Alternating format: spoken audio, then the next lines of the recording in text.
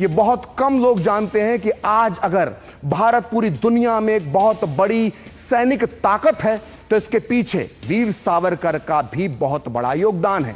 यह कहना बिल्कुल अतिशयोक्ति नहीं होगी कि भारत के सिक्योरिटी डॉक्ट्रिन के जनक कोई और नहीं बल्कि स्वयं वीर सावरकर हैं। आपको शायद यह नहीं पता होगा कि अगर वीर सावरकर ने हिंदुओं की सेना में भर्ती नहीं करवाई होती तो शायद आजादी के तत्काल बाद ही पाकिस्तान की जो सेना है वो भारत के आधे से ज्यादा हिस्से को निगलने का या हड़पने का प्लान बना सकती थी।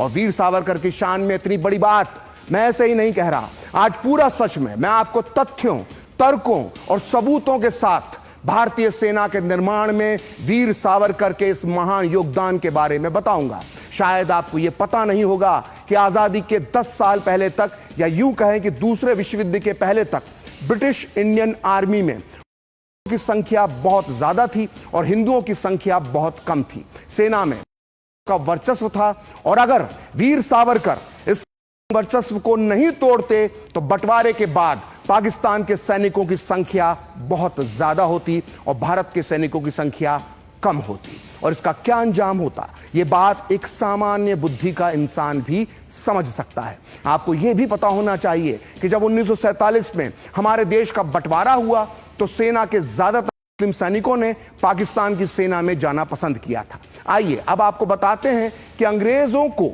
भारतीय सैनिकों की आखिर जरूरत क्यों थी और वीर सावरकर ने इसका कैसे लाभ सीधे हिंदुओं को तक और भारत तक पहुंचाया। दरअसल वो दूसरे विश्व युद्ध का दौर था, अंग्रेज बुरी तरह से घिरे हुए थे, उन्हें भारतीय युवकों की सेना में जरूरत थी। दूसरे विश्व युद्ध को दूरदृष्टा वीर सावरकर ने एक अवसर की तरह देखा क्योंकि वो किसी भी कीमत पर हिंदू समाज का सैन्यकरण करना चाहते थे। खास बात है कि उस दौर में भारत के आम लोगों को हथियार रखने का लाइसेंस भी नहीं मिलता था।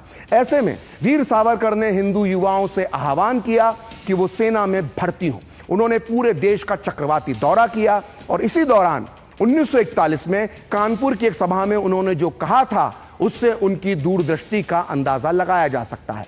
वीर सावरकर ने कानपुर में कहा था कि आज ब्रिटिश सरकार की मजबूरी है कि वो अपने हाथों में हथियार और गोला बारूद सौंप रही है।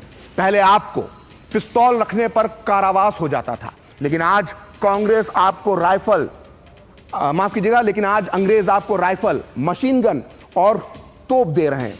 हिंदू युवाओं को पूर्ण प्रशिक्षित सैनिक और सेना में अधिकारी बनना चाहिए।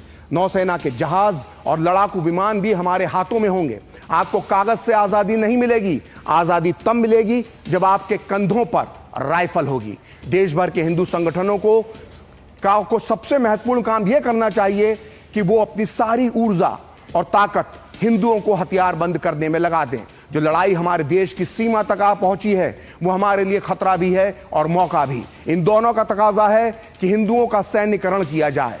हर गांव और शहर में हिंदू महासभा युवाओं को थल सेना, वायुसेना और नौसेना में शामिल करने के लिए प्रेरित करे। और अपने इसी ऐलान के साथ वीर सावरकर ने हिंदू महासभा के मंच तले पूरे भारत में हिंदू युवाओं की सेना में भर्ती की जबरदस्त मुहिम चला दी।